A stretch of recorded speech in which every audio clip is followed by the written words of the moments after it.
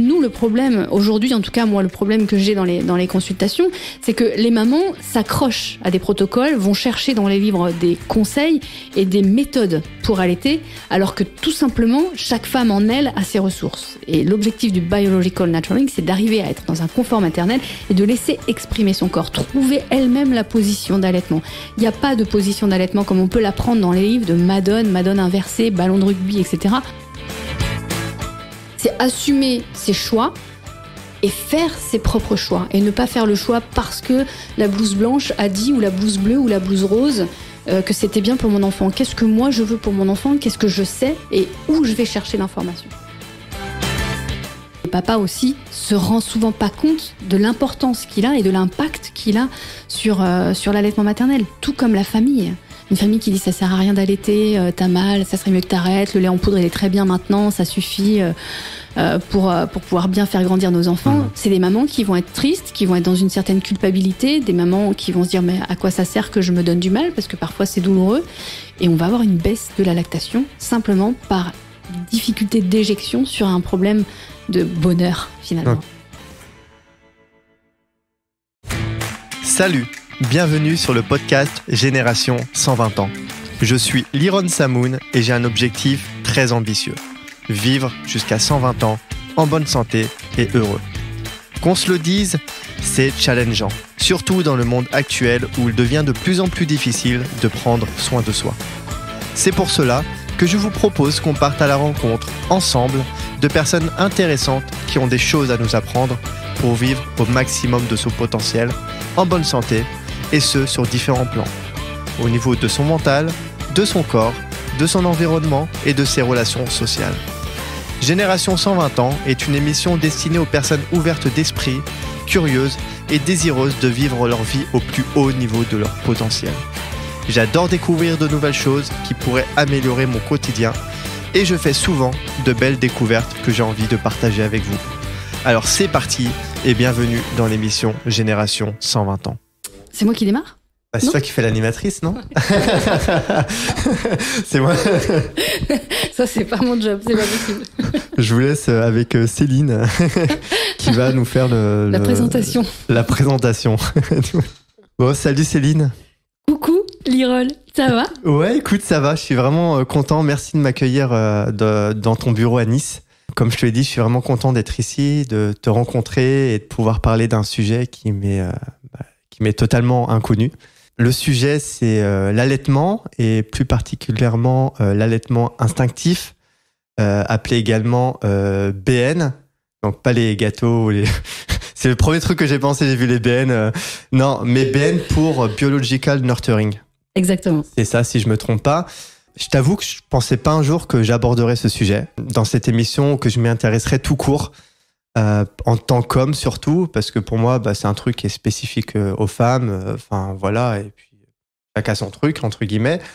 Mais quand j'ai découvert ce que tu faisais, je me suis dit que ça a l'air intéressant, qu'il y a probablement des enjeux importants, des croyances, des challenges que font face les femmes aujourd'hui avec l'allaitement de façon générale. Et puis finalement dans ma démarche de découverte et d'exploration pour cette émission, je me suis dit que c'est quelque chose qui fait sens au final. Et puis tu m'as fait sentir aussi que c'était un sujet qui était important aussi auquel les hommes devraient s'intéresser. Surtout quand il y a un projet de bébé dans un couple. Parce que il n'y a pas a priori de raison en tant qu'homme de s'intéresser à ce sujet si on n'a pas de projet de bébé, quoique. Et puis je me suis dit que ça pouvait être aussi également une suite intéressante à l'épisode que j'ai fait avec Alexandra, que tu connais très bien, avec qui j'ai une discussion passionnante autour sur les accouchements naturels à domicile versus les accouchements à l'hôpital, que je vous recommande d'ailleurs d'écouter. Écoute, voilà pour cette petite intro. Est-ce que tu pourrais dans un premier temps te présenter, Céline, comme tu l'entends, comme tu le veux, tu dis un peu ce que tu fais, tu racontes ce que tu veux. Moi, je suis puéricultrice. À la base, je travaillais 10 ans en réanimation néonatale avec les grands prématurés. Je me suis secondairement découvert une passion pour l'allaitement maternel parce que je me suis dit que c'était finalement le premier médicament, premier vaccin au monde, et ce qui permettait aux prématurés de grandir dans un équilibre alimentaire, mais aussi dans un développement harmonieux. J'ai fait ce diplôme de consultante en lactation dit IBCLC, qui est une certification internationale et qui nous permet justement d'avoir une certaine visibilité, une certaine spécificité. Je me suis donc détachée au bout de 10 ans de l'hôpital pour être en cabinet et ne travailler que auprès des femmes dans un accompagnement très spécialisé, puisque je ne suis pas dans un accompagnement protocolaire, mais tout l'inverse. Et j'essaie surtout de graviter autour de l'environnement de la maman, notamment la place du père dans l'allaitement maternel pour pouvoir les aider et les accompagner. En général, quand elles viennent au cabinet, elles sont dans une détresse que je retrouvais à l'hôpital et pour lequel j'arrivais pas à trouver ma place en tant que soignante. Ok. Donc au début, tu bossais dans un hôpital et après, petit à petit, tu as voulu te sortir un peu de ce milieu-là et te lancer, on va dire, à ton compte pour explorer d'autres choses et surtout pour aider les femmes qui sont en détresse. Bon, la question, c'est, on va l'aborder, mais c'est pourquoi les femmes sont en détresse. Qu'est-ce qui, hormis ça, qu'est-ce qui t'a fait aller dans ce domaine-là qui est l'allaitement? C'est le plaisir de l'allaitement. Est-ce que tu avais un feeling particulier avec ça au début? Je me suis rendu compte en néonatologie de l'importance du lien d'attachement qu'il y avait, surtout quand les petits bébés étaient dans leur boîte, dans les incubateurs, dans les couveuses, et de l'importance de pouvoir essayer de raccrocher la mère et le bébé dans ce qu'on appelle protocolairement le pot à pot. Et je me suis rendu compte que quand on met un tout petit, il se laisse aller à ses instincts de mammifère et il va grimper, migrer directement vers le sein. Et à l'époque, les moins de 34 semaines avaient interdiction d'aller au sein puisqu'on ne pouvait pas quantifier la qualité et la quantité que l'enfant prenait avec un risque de fausse route, etc. Donc, du coup, c'était à bannir, j'ai envie de dire presque. Ou alors c'était un pot à pot, mais vraiment entre les deux seins, c'était très, très structuré. Et moi, je me suis rendu compte que, en fait, dans cet élixir, dans le lait maternel, il y avait aussi tout ce lien d'attachement, toute la création, à la fois pour le bébé à s'accrocher à la vie, dans la fragilité dans laquelle il naît, et à la fois pour la maman de devenir réellement mère, sachant qu'on leur a enlevé déjà une partie, soit par une césarienne d'urgence, ou soit par la séparation physique et les soins qu'on engendre en réanimation sur leur bébé, qui font que l'attachement, c'est compliqué pour ces mamans-là. Donc moi, je me suis dit, comment moi, en tant que professionnelle, je peux arriver à redonner un petit peu du sens à cette maternité. Et pour moi, le lien du lait était cette fameuse continuité, je l'ai appris aussi par Suzanne Colson, la continuité de l'ocytocine. L'ocytocine, c'est l'hormone de l'amour, c'est celle qui nous permet de faire les bébés, c'est celle qui nous permet la contraction et l'éjection, et l'expulsion du bébé, et également l'éjection du lait. Donc c'est vraiment cette continuité-là qui m'a fait me dire, si on veut dans mon processus à moi, que ces bébés prématurés reprennent goût à la vie et trouvent du bonheur et du plaisir à y vivre, il faut leur donner un environnement propice, notamment le lait maternel, la présence de la maman et la présence d'un papa qui vient englober toute cette dyade mère-bébé pour sécuriser, j'ai envie de dire, la possibilité à la mère d'éjecter du lait maternel. Ok, donc vraiment c'est un lien pour toi, l'allaitement, qui va permettre, si je reprends tes mots, à la mère, à la femme de s'accomplir en tant que mère et au bébé de pouvoir créer un lien d'attachement beaucoup plus fort avec une meilleure relation avec sa mère. Et c'est ça que permet, entre autres, de faire l'allaitement. Oui. C'est ça. La première question qui m'est venue, en fait, quand j'ai découvert ce que tu faisais, c'est pas quelque chose qui est censé être naturel, l'allaitement. C'est pas quelque chose qui est censé être du coup instinctif. Et du coup, pourquoi il y a des personnes comme toi, spécialistes en lactation, en allaitement? Alors, est-ce que c'est la même chose déjà, lactation et biological nurturing, donc l'allaitement instinctif? Pourquoi on a besoin d'avoir des personnes comme toi? Alors, c'est quelque chose qui est censé être instinctif ou C'est pas censé être instinctif puisque c'est programmé en nous. Donc ça l'est forcément. Okay. C'est-à-dire qu'on n'a pas besoin d'appuyer sur un bouton, on n'a pas besoin d'apprendre pour fabriquer du lait puisque ça vient naturellement. Comme souvent, c'est ce que je dis aux mamans, vous n'avez pas besoin de vous réinjecter toutes les semaines du liquide amniotique pour faire grandir votre bébé.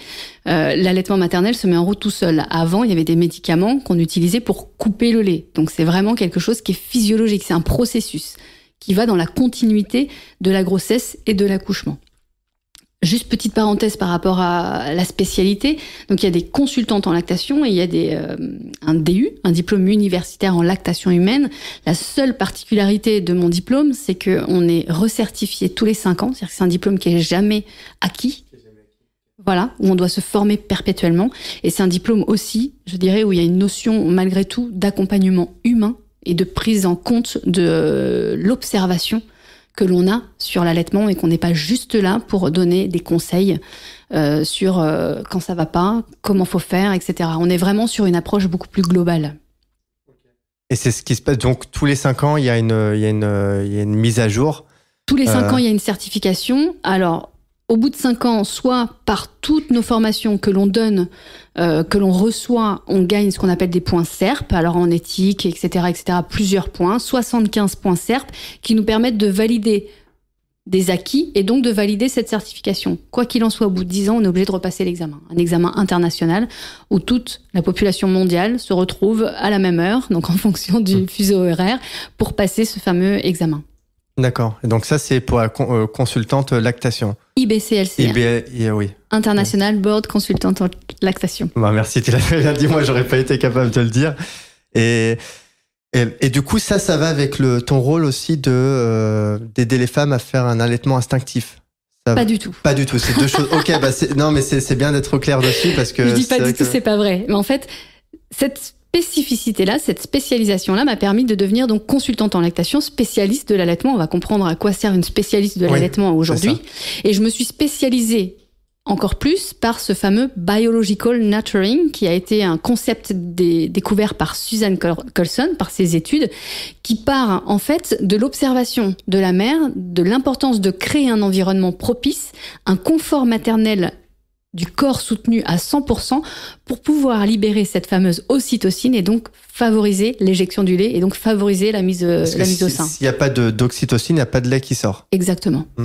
Et l'oxytocine, c'est pas quelque chose qui vient en continu. C'est vraiment, faut que la femme se sente à l'aise, qu'elle se sente bien, qu'elle a un environnement du coup propice pour. C'est une éjection qui est comme pulsatile. C'est-à-dire que quand il y a du bonheur, il y a l'ocytocine, il y a les joues rouges, on est content, on est heureux. C'est exactement la même chose qui se passe pour la maman qui allaite. Donc, c'est 2 hormones, prolactine et ocytocine. La prolactine, c'est celle qui va se mettre en route dès l'accouchement, qui va augmenter en termes de taux hormonal et qui va, elle, être sujet à la production du lait. Donc, celle-là, c'est comme le liquide amniotique. C'est-à-dire que c'est programmé de toute façon, quoi qu'il en soit, sauf pathologie en lien avec la prolactinémie, on a toujours du lait qui se crée. Donc il y a du lait qui se crée dans le corps de la femme, ok. Toujours. Par contre, cette fameuse ocytocine, si on prend l'exemple d'un accouchement difficile, une césarienne en urgence, une anesthésie générale, des forceps, une voix basse instrumentalisée, non bienveillance, on perd cette ocytocine, cette qualité d'ocytocine. Parfois même, elle est injectée de manière synthétique, qui vient parasiter notamment l'allaitement maternel, et on n'a pas cette fameuse éjection du lait. Donc on peut avoir une production de lait, c'est-à-dire du lait dans le sein maternel. Mais pas être capable de le donner à l'éjecter. Ah ouais, ok. Donc le bébé peut téter, et la maman sortira rien. Et sortira quasiment rien. Ah, c'est fou ça. Ok. Ça dépend de l'environnement dans lequel la maman elle est. Donc souvent, moi je dis aux mamans, dans leur trousse de maternité, alors oui, il y a les slip-filets. Oui, les slip-filets que l'on met pour la couche par rapport aux mamans avec les saignements, etc. Rien de glamour, le pyjama très large, etc. Et moi je leur dis surtout, prenez ce qui vous fait plaisir. La tablette de chocolat, le bon livre, tout ce qu'il vous faut pour être dans un environnement qui vous convient. Le bon oreiller, une petite lumière tamisée, du rouge à lèvres, quelque chose qui vous donne du plaisir, parce que c'est comme ça que le lait va arriver. Ok, d'accord. Donc c'est vraiment la production de l'oxytocine qui va favoriser. C'est un processus en 2 étapes. Ça. Ok. Là où le rôle du père est hyper important, c'est lui qui va aussi créer l'ocytocine chez sa femme. Parce qu'il va la conforter, il va être là pour elle et il va l'accompagner. Du coup, la femme va se sentir rassurée. Sa présence, ses massages, ses blagues. Son rire, son sourire. Lui apporter un plateau de sushi le lendemain de l'accouchement quand elle n'a pas eu le droit de manger du poisson cru pendant 9 mois. C'est ça qui va lui donner du bonheur et du plaisir. C'est la frustration, ça. Il y a des frustrations chez la femme pendant ces périodes-là, malheureusement. Il y a parfois pas le choix. Mais c'est ce qui va lui permettre vraiment de créer l'ocytocine. Et c'est pour ça que pour moi, la place du père, et c'est du père PAIR, parce que ça peut être une femme aussi, c'est pas le père que en tant qu'homme, mais en tout cas, la personne qui va venir accompagner la maman dans la naissance de cet enfant-là et dans la poursuite par l'allaitement maternel est indispensable. J'ai de plus en plus dans les consultations des papas qui viennent et je le vois sur les mamans. Elles sont moins tristes, elles peuvent échanger, il y a de la discussion, de la communication qui se met en place. Et le papa aussi se rend souvent pas compte de l'importance qu'il a et de l'impact qu'il a sur l'allaitement maternel. Tout comme la famille. Une famille qui dit ça sert à rien d'allaiter, t'as mal, ça serait mieux que t'arrêtes, le lait en poudre il est très bien maintenant, ça suffit pour pouvoir bien faire grandir nos enfants. C'est des mamans qui vont être tristes, qui vont être dans une certaine culpabilité, des mamans qui vont se dire mais à quoi ça sert que je me donne du mal, parce que parfois c'est douloureux. Et on va avoir une baisse de la lactation simplement par difficulté d'éjection sur un problème de bonheur, finalement. Ok, intéressant. On va pouvoir aborder ça un peu plus en détail. Juste par rapport à cette prolactine, c'est ça. Ça se fait tout de suite après l'accouchement. Pendant combien de temps? Enfin, est-ce que ça le fait une bonne fois pour toutes et après, la femme, elle a du lait pour un certain moment ou ça vient au fur et à mesure? Et après l'oxytocine, je comprends que ça vient quand il y a du bonheur. Mais en tout cas, pour la femme, elle est capable de produire du lait jusqu'à un certain âge ou il y a des limites? Alors, la femme, elle est capable de produire de la prolactine jusqu'à ce qu'il y ait stimulation. Donc, stimulation du bébé. Donc, tant que le bébé, il tète, il y aura la prolactine. Plus le bébé tète, précocement après la naissance, et plus l'enfant tète de manière fréquente, plus la production de prolactine va augmenter la production de lait. Un enfant qui s'arrête de téter, la production de prolactine va chuter, et dans ces cas-là, on va avoir une baisse de la lactation. Pour un arrêt définitif de l'allaitement maternel, c'est-à-dire qu'on ne produit plus une goutte de lait, ce qui est mon cas à moi aujourd'hui, il faut 9 mois entre l'arrêt de la tétée d'un bébé ou d'une stimulation par un tire-lait et l'arrêt total de production, 9 mois. C'est-à-dire qu'on peut produire du lait, une glande mammaire peut produire du lait jusqu'à 9 mois après une stimulation. Si on prend l'exemple des vaches en Normandie, on appelle ça des jeunisses, c'est-à-dire des jeunes mamans. Elles ont un bébé qu'on va extraire malheureusement quand on n'est pas dans quelque chose de physiologique pour amener les vaches à la traite, et donc on va tirer le lait. Si les vaches, c'est-à-dire les femmes, vont tirer leur lait matin et soir, souvent c'est l'image qu'on a, parce que quand on tire le lait, souvent c'est cette image-là. Mais on fait la traite midi et soir pour stimuler la prolactine du mammifère qui est la vache. Et on se retrouve avec une production de lait, même si le veau il a 1 an ou 2 ans, la vache elle produit comme ça pendant des années tant qu'il y a stimulation. D'accord, parce que c'est vrai que j'avais vu ça, où on m'en avait parlé, c'est les femmes qui sont capables en fait à tout moment de pouvoir donner le sein et allaiter. Mais ça, il y a besoin d'avoir en fait a priori une certaine stimulation. C'est pas, par exemple, à 40 ans, je vais pouvoir allaiter un bébé qui a besoin. Alors, si on prend un exemple, par exemple, de ce qu'on appelle une lactation induite, c'est-à-dire qu'une maman, typiquement, comme tu le dis, de 40 ans, qui peut pas avoir de bébé et qui va être sur un processus d'adoption, peut lancer une stimulation excessive pour pouvoir stimuler la prolactine et créer cette fameuse hormone de production, produire du lait avec une stimulation intensive, sans passer par la phase grossesse et accouchement. C'est une surstimulation de la prolactine qui permettra toujours aux femmes de pouvoir avoir une production plus ou moins importante en fonction de l'âge, puisque la glande mammaire, en grande théorie, elle est optimale jusqu'à l'âge de 37 ans. Après 37 ans, on est en phase un petit peu plus d'involution. Ça ne veut pas dire qu'on n'est pas en capacité. J'ai des mamans de 43 ans, premier bébé, on a une lactation suffisante, qu'on appelle une lactation pleine. Mais il faut juste garder à l'esprit que nous, les femmes, on a malgré tout une horloge biologique. Et cette stimulation de la prolactine, elle est très efficiente jusqu'à 37 ans. Un petit peu plus compliqué après. Ok, d'accord. Très bien. Du coup, c'est quoi les enjeux aujourd'hui de l'allaitement? Parce que quand je t'avais posé la question de c'est pas censé être instinctif, c'est que qu'est-ce qui se passe quand une femme vient d'accoucher? On lui explique comment allaiter, elle va trouver sa façon d'allaiter l'enfant par elle-même. Comment ça? Est-ce que la femme elle sait déjà de base comment on fait pour allaiter? La femme de base, elle sait comment on fait. le problème en France, en tout cas, c'est que on a énormément protocolisé, médicalisé l'allaitement. C'est-à-dire qu'on va trop leur expliquer en anténatal comment il faut faire. Toutes les 3 heures, 5 minutes, un sein, puis le deuxième sein, l'enfant doit dormir, etc., etc. Alors que c'est absolument pas comme ça dans la nature. C'est-à-dire que ça dépend de la qualité de la glande mammaire, du taux de prolactine, maintenant tu le comprends très bien, et de l'ocytocine. C'est-à-dire une maman qui est en plein baby blues, qui pleure tous les jours, elle va avoir une qualité de lait qui sera toujours optimale, mais la quantité sera pas forcément là et l'éjection sera pas toujours optimale. Donc, appliquer un protocole comme on a voulu le faire en France, c'est-à-dire toutes les 3 heures, 10 minutes sur chaque sein, ça marchera pour certaines mamans, mais pas pour toutes. Nous, le problème, aujourd'hui, en tout cas, moi, le problème que j'ai dans les consultations, c'est que les mamans s'accrochent à des protocoles, vont chercher dans les livres des conseils et des méthodes pour allaiter, alors que tout simplement, chaque femme en elle a ses ressources. Et l'objectif du Biological Naturaling, c'est d'arriver à être dans un confort maternel et de laisser exprimer son corps, trouver elle-même la position d'allaitement. Il n'y a pas de position d'allaitement comme on peut l'apprendre dans les livres de Madone inversée, ballon de rugby, etc. Ballon de rugby, souvent ça fait rire les mamans et je pense que ça va te faire rire, mais c'est un homme, forcément, qui a trouvé cette position de ballon de rugby. À part avoir fait 20 ans de rugby, je ne sais pas tenir un ballon de rugby, encore moins un bébé en ballon de rugby. Un ballon de rugby, c'est genre le ballon sur le côté, enfin, et tenir l'enfant comme ça ? Exactement. Pour allaiter ? Oui. Tu vois, même toi. J'ai jamais vu ça. Ça existe. Et ça, c'est ce qu'on enseigne à l'hôpital ? Oui. C'est ce qu'on enseigne à l'hôpital quand on a des techniques, par exemple, si c'est un petit peu douloureux ou qu'on a un engorgement sur le côté, ça va être... À aucun moment dans ces prises en charge-là, on prend en compte le confort de la mère, alors que la base de l'ocytocine, c'est le confort. Alors pourquoi ça a été... Est-ce que tu as la réponse ? Pourquoi c'était protocolisé ? Qu'est-ce qui a amené à ça ? Et pourquoi aujourd'hui, ça l'est toujours, ils prennent pas en compte tout cet aspect confort, aspect holistique, j'en sais rien, enfin ce que tu fais, quoi. Bon, après, il y aurait pas de personne comme toi, après.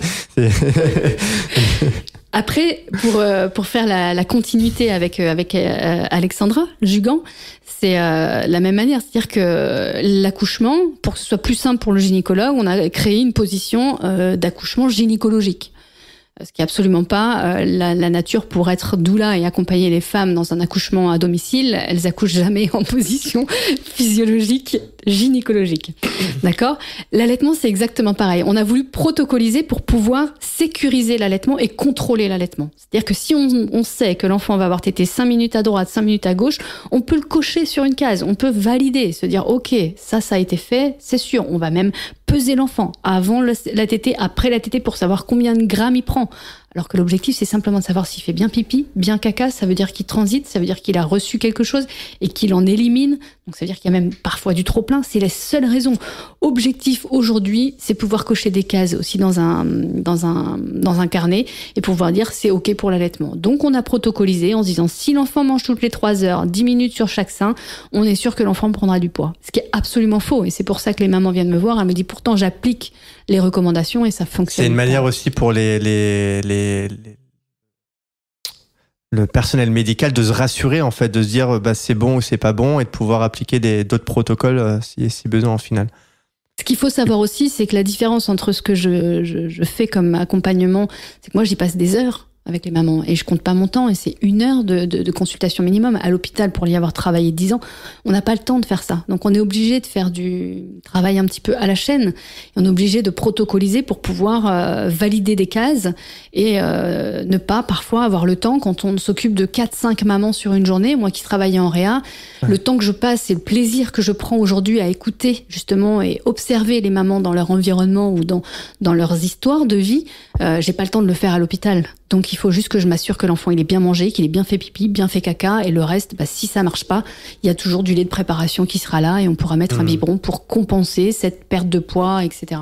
Ouais, donc c'est plus aussi un problème de fond, c'est qu'il manque du personnel, c'est qu'il n'y a pas de temps à se consacrer parce que si tu penses qu'il y avait des sous, du personnel et tout, ils prendraient le temps de mettre en place tout ça. C'est sûr. Ouais. C'est sûr. Okay. De plus en plus, moi quand j'ai commencé il y a un petit peu plus de 20 ans.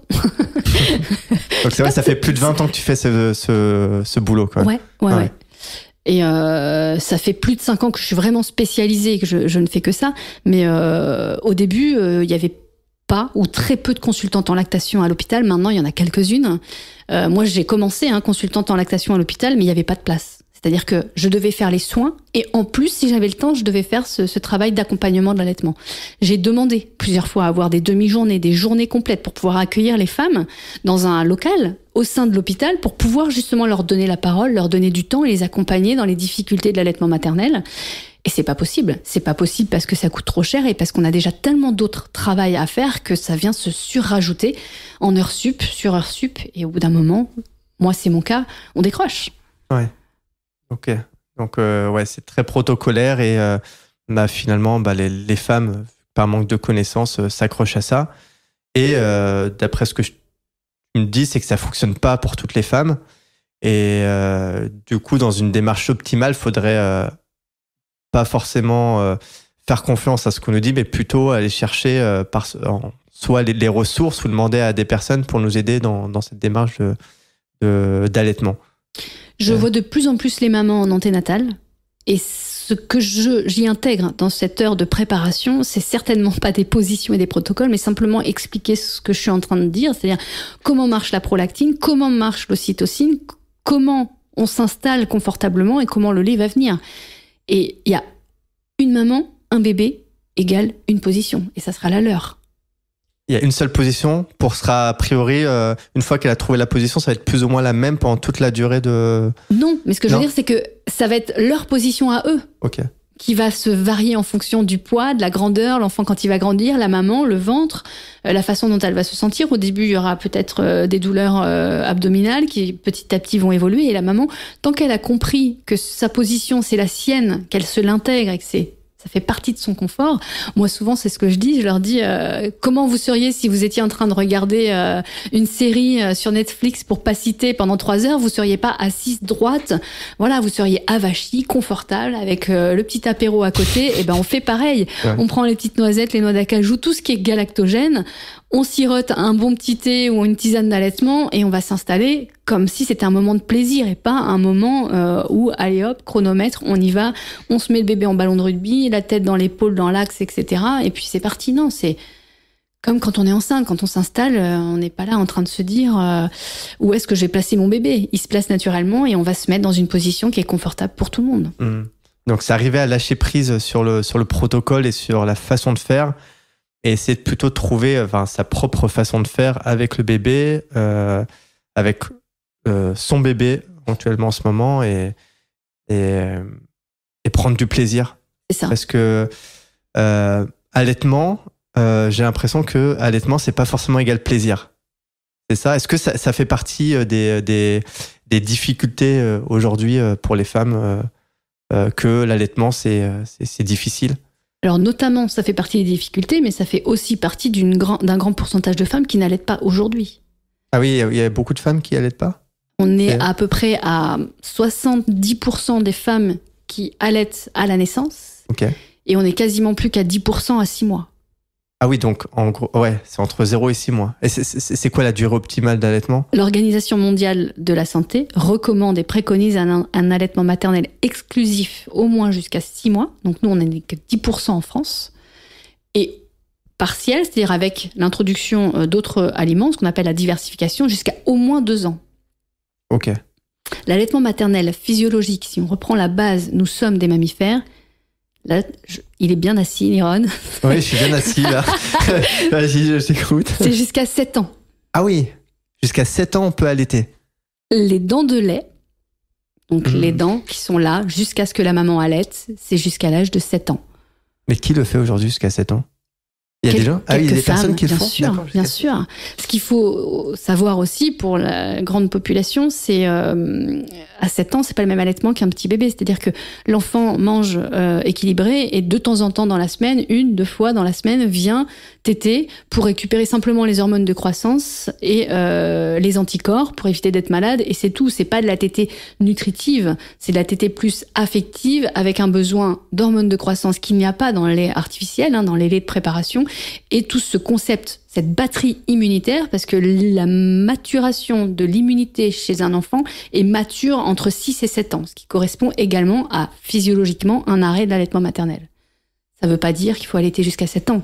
Mais simplement, c'est ce que je dis aux mamans, quand on connaît la physiologie, on va pouvoir avoir un recul sur notre propre corps, ce qu'il est en capacité, dans une physiologie où on était dans la forêt, et les besoins de nos enfants dans un cadre autre que celui qui est très ruralisé, urbanisé. Oui, parce maintenant. que c'est sacrément difficile de pouvoir allaiter, on va dire, jusqu'à 7 ans, mais en tout cas même, je sais pas, plusieurs années, ça a l'air d'être un challenge assez complexe quand même pour les femmes. Bah, sauf si on connaît peut-être des techniques où on sait comment faire. Qu'est-ce qui te semble compliqué pour toi, par exemple, d'allaiter un enfant jusqu'à l'âge de 7 ans? Non, pas compliqué, mais en termes de... Je sais pas, justement, l'idée c'est de discuter ça avec toi, mais le temps qu'il faut pour allaiter, j'ai l'impression que ça demande quand même beaucoup de temps pour allaiter et qu'il faut être beaucoup présent. Et j'imagine qu'une femme, si elle doit travailler, ça va être compliqué pour elle d'allaiter. Ou alors elle doit se mettre en congé maternité jusqu'à plusieurs années. Absolument pas. Ok. Les 6 premiers mois, c'est un allaitement maternel exclusif. Donc ça veut dire que l'enfant va réclamer à la demande, potentiellement toutes les 2-3 heures, avec des laps de temps, 4 à 6 heures, où on va avoir un peu de répit. Quand la maman reprend le travail, il y a toujours la possibilité d'exprimer son lait avec un tire-lait pendant le temps de travail et de lui donner le lait maternel quand elle n'est pas là, par l'intermédiaire d'un tiers.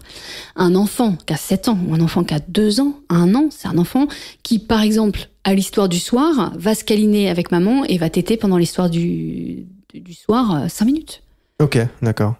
C'est pas plus compliqué que ça. C'est pas un bébé qui va téter toute la journée. C'est un bébé qui, de temps en temps, à l'histoire du soir, par exemple, sur le câlin, va demander à téter et va prendre, moi souvent c'est ce que je dis, va prendre sa dose d'Actimel du matin, c'est-à-dire son énergie, ce dont il a besoin, les hormones de croissance pour continuer à grandir. Ok. Mais est-ce que les femmes ont conscience de ça? Ou même les gens de façon générale? Est-ce qu'on le dit à l'hôpital? Non. Non, on va physiologiquement, on va juste dire jusqu'à 6 mois c'est conseillé, après vous faites ce que vous voulez. Ce qui se passe à l'hôpital, c'est pas qu'on le dit pas, c'est qu'on le sait pas. Moi, j'ai fait mes études d'infirmière. On le sait pas? Il y a personne qui le sait? Très peu. Moi, j'ai fait mes études d'infirmière, j'ai fait mes études de puéricultrice, donc j'accompagne les enfants de 0 à 18 ans. J'ai appris vraiment la physiologie du mammifère que nous étions, avec les dents de lait, ce que je te raconte tout de suite, avec la capacité de pouvoir allaiter jusqu'à 7 ans, que quand j'ai fait cette spécialisation-là. Donc, quand on est sage-femme, quand on est pédiatre, quand on est puéricultrice, on n'a pas accès à cette information-là si on va pas la chercher. L'allaitement maternel, dans un cursus d'un pédiatre, c'est même pas 2 heures sur 10 ans d'études. Donc, quand on apprend déjà un peu l'anatomie, la physiologie, c'est déjà bien, mais rentrer dans tous ces détails-là, c'est pas les premières choses qu'on fait. On va se dire, voilà, l'enfant, faut qu'il prenne tant de poids, et on va partir sur des choses classiques, protocolaires, pour qu'il puisse avoir des repères au cas où ça se passe pas bien. Ok, d'accord, mais je me dis que peut-être des personnes qui gèrent justement tous ces protocoles-là ont peut-être ces connaissances-là et leur disent, voilà, c'est 6 mois, c'est normal, mais idéalement, il faudrait jusqu'à 2, 3, 4, 7 ans, quoi. Ça commence à rentrer dans les mœurs en France. Mais il y a certains pays, tu prends les pays nordiques, tu prends la Suisse, tu prends la Norvège, 99% de taux d'allaitement à la naissance et on est encore à plus de 50% à 6 mois. Et c'est des mamans qui allaitent jusqu'à 3, 4, 5 ans sans difficulté. Ah oui, d'accord. Okay. Dans les autres pays, c'est quand même... Bien les sûr. pays européens, c'est... Bien sûr. Ok. Donc la France a du retard sur ça. Beaucoup de retard. Beaucoup de retard. Et on en discutait tout à l'heure sur la place sociétale de la femme qui allaite en public. C'est quelque chose qui fait peur, c'est quelque chose qui dérange. Et on a tabou, c'est quelque chose, très tabou. Et il y a un côté sensuel, sexuel du sein qui dérange à la fois l'homme, mais femme et homme, l'être humain en général. On en a déjà parlé beaucoup dans les médias, mais cette femme qui se fait gifler par une femme âgée parce qu'elle allaite son bébé alors qu'elle récupère juste un colis à la poste, c'est dramatique. Enfin, pour moi, c'est dramatique parce que c'est dans la sororité d'une femme à une femme, c'est juste un conflit générationnel d'une femme qui comprend pas l'intérêt pour un petit nourrisson de 3 mois. Donc, on est plus que dans les recommandations internationales de se faire gifler parce qu'elle a sorti ce sein. Si elle avait sorti un biberon parce que l'enfant de 3 mois réclamait, ça n'aurait posé y a aucun souci. Aucun problème. Ouais. C'est vraiment le regard sur l'allaitement en public. Mais tu me disais que ça, c'est aussi des choses qui commencent à changer dans la société. C'est que ça commence à être accepté, le fait de pouvoir aller. Les femmes commencent à revendiquer aussi leur droit d'allaiter.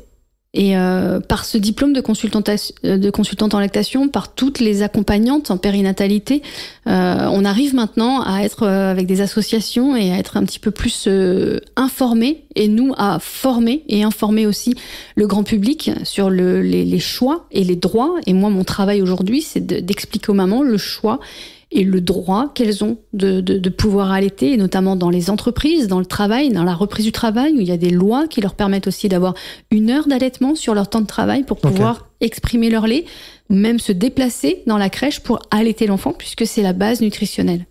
Ok, très clair. J'aimerais, Céline, si tu veux bien qu'on revienne sur les difficultés pour les femmes d'allaiter. Donc la première difficulté, c'est... est-ce que tu peux parler des difficultés qu'ont les femmes? Dis-moi celle que toi tu ressentais, c'est intéressant. La difficulté, c'est trouver le temps. Peut-être c'est pas forcément confortable, c'est peut-être douloureux, c'est peut-être aussi j'ai l'impression que être en bonne forme, ça rime pas avec allaitement. C'est-à-dire que c'est très fatigant d'allaiter. Alors est-ce que c'est vrai? Est-ce qu'il y a des moyens de passer outre? Est-ce que c'est vraiment si difficile que ça? Je sais pas. C'est pour ça que je te pose la question des difficultés. Et est-ce que face à ces difficultés, du coup, avec le Biological Nurturing, le BN, il y a des réponses par rapport à ça? Il y a toutes tes réponses. Est-ce que ça prend du temps? La réponse, de 0 à 6 mois, oui, ça prend du temps. La réponse, c'est non.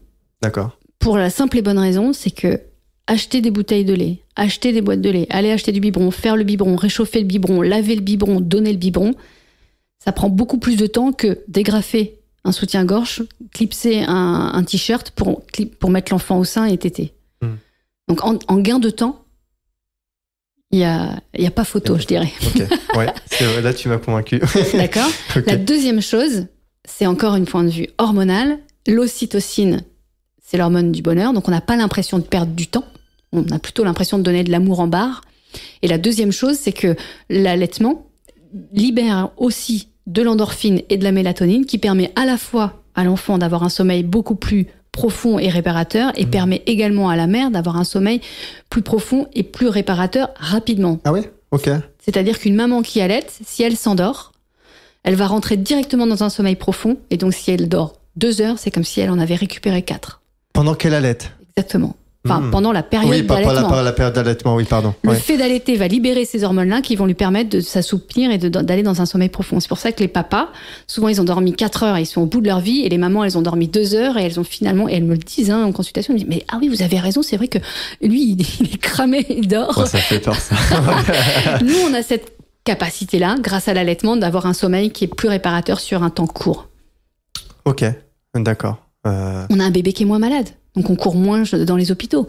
On a un bébé aussi, certes qui réclame à la demande, mais quand on a un mode de portage, par exemple un bébé qui est quand même pas mal avec nous, c'est beaucoup plus facile de lui donner le sein dès qu'il pleure ou dès qu'il a envie à la demande, plutôt que d'être obligé de se dire waouh, on est dimanche soir, il y a plus de lait dans la cuisine, où est la pharmacie de garde, parce que si à 3h du matin il se lève, il y a plus à manger, quoi. Ah oui, ouais, bien sûr. Ok. Mais ça suppose que la mère soit en mesure de pouvoir allaiter tout le temps. Parce que si tu me disais que c'était en lien avec l'ocytocine, mais si la mère, elle est triste, elle vit des périodes de stress, etc., elle ne va pas produire d'ocytocine, donc elle va pas pouvoir forcément donner du lait. Donc comment ça se passe à ce niveau-là? Est-ce que c'est, entre guillemets, alors, c'est peut-être un mot fort, mais irréversible? Ça veut dire qu'à partir du moment où elle peut plus donner le lait, ça peut-être créer un cercle vicieux de je prends les biberons, peut-être je me sens pas capable, peu importe, et après c'est fini. Ou alors c'est des périodes et après on peut reprendre l'allaitement comme si de rien n'était, quoi. L'avantage de l'allaitement maternel, c'est que dans ces cas-là, la maman s'en rend compte, l'enfant pleure beaucoup puisqu'il en manque de lait, l'éjection se fait moins bien, comme on a expliqué tout à l'heure, avec en plus un risque d'engorgement, puisque l'éjection est pas là, mais la production reste là. Et donc ça, c'est des mamans qui vont venir chercher de l'aide. Et c'est comme ça qu'elles arrivent le plus souvent dans mon cabinet. Okay. Donc il y a toute une prise en charge de pourquoi il y a une baisse de la lactation qui est déjà très très intéressante, et c'est jamais irréversible. On a dit 9 mois pour que la glande mammaire elle involue. Donc ça va pas s'arrêter du jour au lendemain. On va rebooster la mère d'un point de vue hormonal. Déjà, on va essayer de retrouver du bonheur et du plaisir, l'accompagner vers une psychologue au besoin, essayer de comprendre, parfois il y a de la douleur, essayer de comprendre comment on peut limiter la douleur au sein, la prise du sein. Est-ce qu'on a une succion suffisante chez le bébé? Est-ce qu'on n'a pas eu une naissance traumatique qui fait que l'enfant est né avec un torticolis, donc il pince et il peut faire mal quand elle tète, et donc la maman a des douleurs, donc pas d'ocytocine ou peu qui se libère au moment de la tétée. Tout ça, ça va faire partie de mon travail qui va permettre justement de créer, encore une fois, un environnement propice pour que la maman puisse libérer cette fameuse ocytocine. L'ocytocine, elle va se libérer quand la maman va être confortable. Donc moi, je rends la maman confortable. Je mets en place, si besoin, des stimulants de la lactation, parce que parfois, ça va atteindre jusqu'à la production de lait, donc la prolactine. Il y a des traitements naturels, le fenugrec, donc c'est du fenouil, du cumin, de l'anis, des poissons gras, des choses comme ça, toutes simples, qui vont déjà redonner à la maman l'envie de manger, parce qu'il y a ça aussi, la perte d'appétit. Quand on donne le sein, on perd l'appétit. Ou alors c'est plutôt quand on n'a pas le moral. Ah oui, et quand on n'a pas le moral. Oui, bien sûr. Ok. Du coup, l'ocytocine n'est pas là et on a cette fameuse perte d'appétit. Donc moi, je vais retravailler sur la prise alimentaire avec la maman pour pouvoir restimuler à la fois le plaisir de manger et en même temps très spécifique pour pouvoir relancer avec ce qu'on appelle des galactologues naturels la lactation. Ok. Transitoire, parfois ça dure en 2-3 jours, on arrive à rebooster la lactation, parfois c'est un petit peu plus compliqué. C'est pour ça que c'est important qu'on en parle et je te remercie, c'est que dans ces cas-là, les laits de préparation, le lait artificiel peut être une aide transitoire aux besoins. Ok, transitoire, ouais. Et en parlant de ça, c'est quoi les différences fondamentales entre du coup le lait de la mère et les biberons? Pourquoi aujourd'hui on se dirige autant vers ça? Cette sensation du coup peut-être de facilité. J'imagine qu'on n'a pas forcément aussi tous les nutriments dans les préparations lactées pour l'enfant. C'est quoi les grandes différences Alors, d'abord, avantages, inconvénients Avantages, inconvénients ou lobbyisme aussi, on va pouvoir parler. C'est ce que tu disais. Pourquoi on va sur les laits de préparation? Parce que c'est un phénomène de mode, parce qu'il y a un lobbyisme, un marketing autour de ça qui est monumental, avec des milliards autour de l'alimentation du tout petit.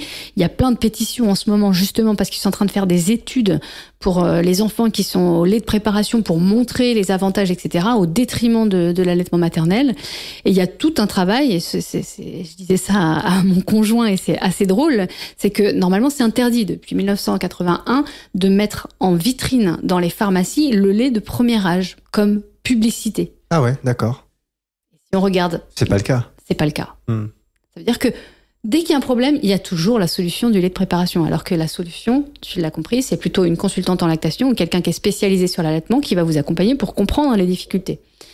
Les avantages et les inconvénients, pour moi, il n'y en a pas d'inconvénients, mais les avantages, en tout cas, du lait maternel, c'est qu'on a les hormones de croissance, qu'il n'y a pas du tout dans le lait artificiel,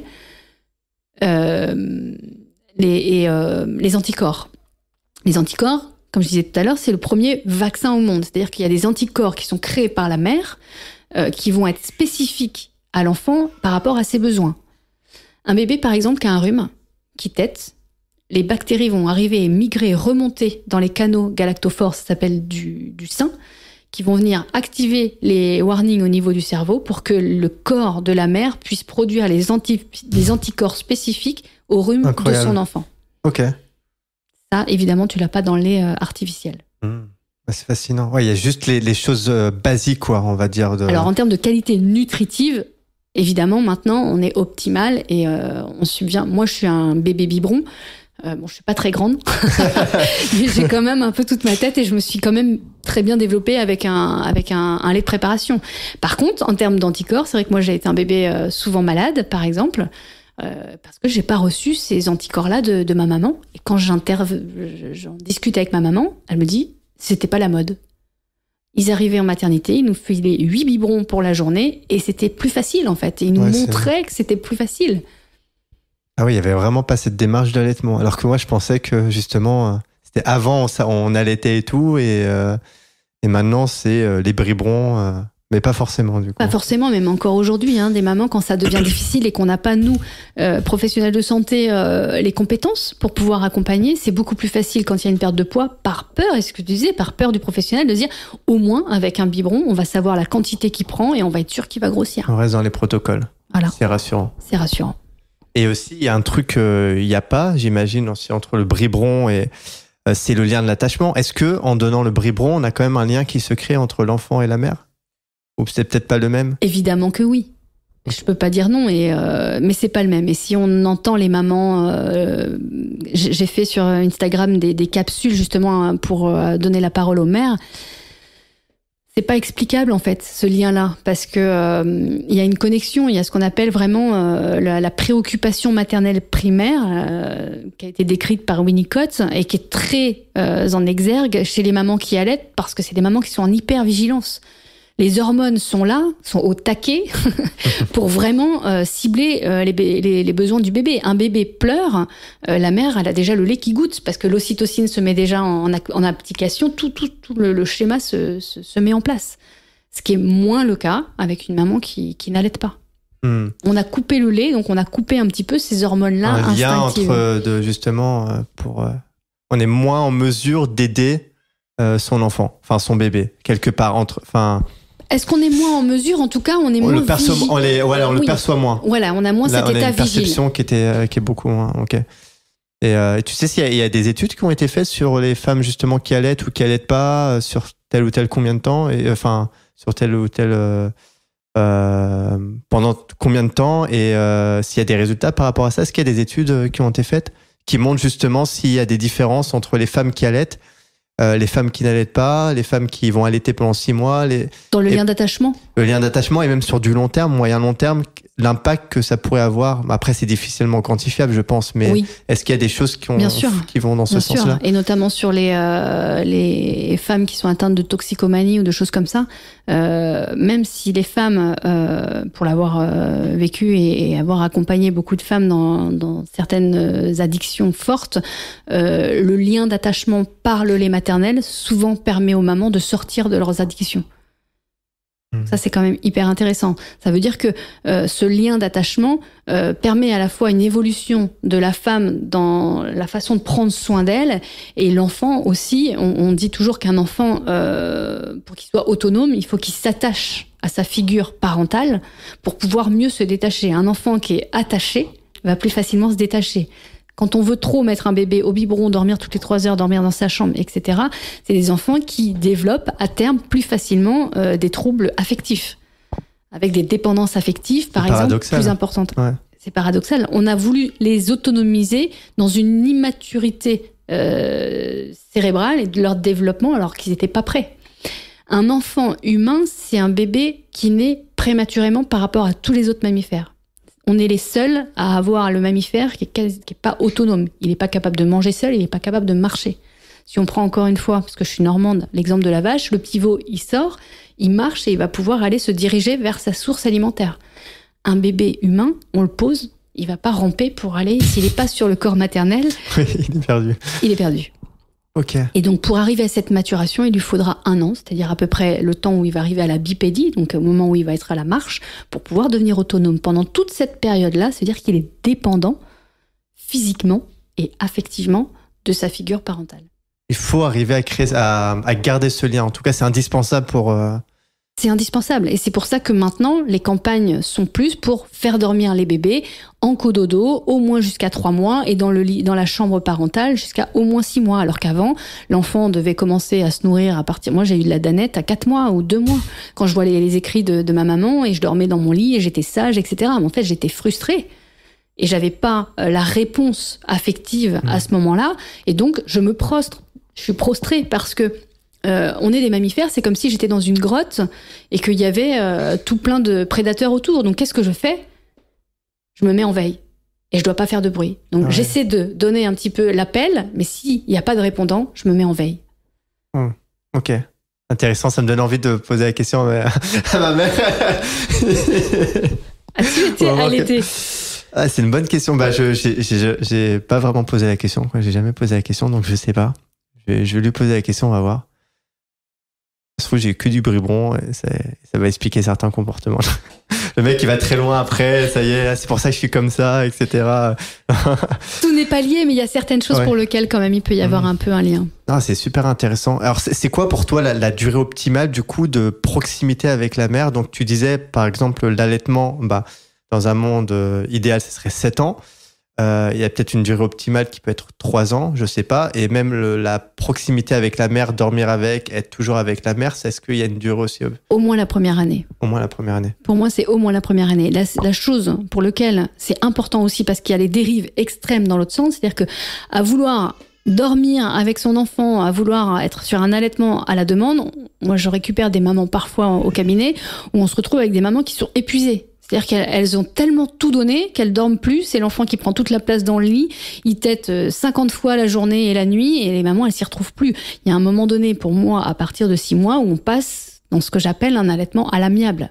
À l'amiable, c'est-à-dire que c'est OK pour la maman et c'est OK pour le bébé. D'accord ? Parce qu'à 6 mois, il commence à être un petit peu plus mature, il commence un petit peu à être en capacité de pouvoir attendre, et la maman n'est plus dans cette demande de préoccupation primaire, c'est-à-dire que la priorité, c'est qu'il mange. Non. Si elle fait sa douche, elle termine sa douche, si elle est en train de manger, l'enfant peut aussi attendre.